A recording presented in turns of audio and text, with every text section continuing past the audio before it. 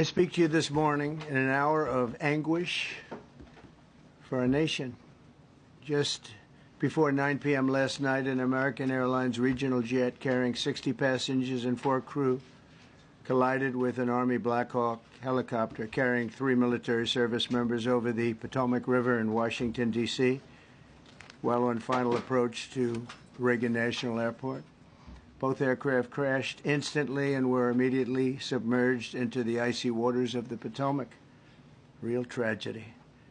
The massive search and rescue mission was underway throughout the night, leveraging every asset at our disposal, and I have to say the local, state, federal, military, including the United States Coast Guard in particular, they've done a phenomenal job. So quick, so fast, it was mobilized immediately. The work has now shifted to a recovery mission. Sadly, there are no survivors. This was a dark and excruciating night in our nation's capital and in our nation's history, and a tragedy of terrible proportions. As one nation, we grieve for every precious soul that has been taken from us so suddenly, and we are a country of really, we are in mourning. This has really shaken a lot of people, including people, very sadly, from other nations who were on the flight.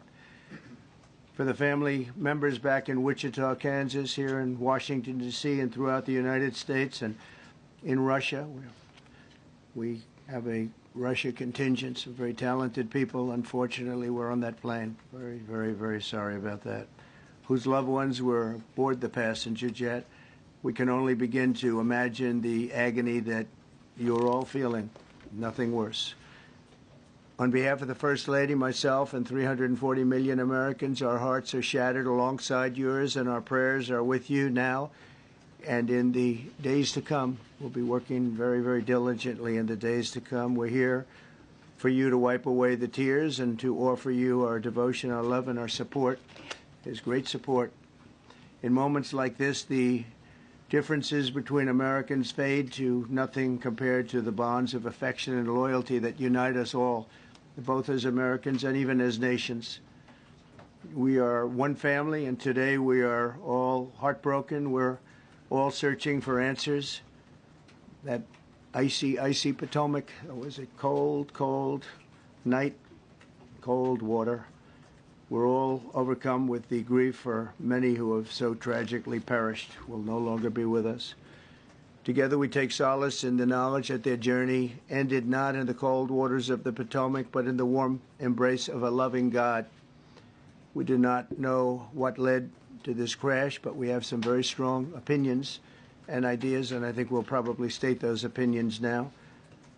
Because over the years I've watched as things like this happen, and they say, well, we're always investigating, and then the investigation 3 years later, they announce it. We think we have some pretty good ideas.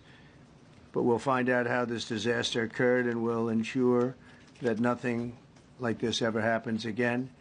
The FAA and the NTSB and the U.S. military will be carrying out a systematic and comprehensive investigation. Our new Secretary of Transportation, Sean Duffy, his second day on the job when that happened. It's a rough one.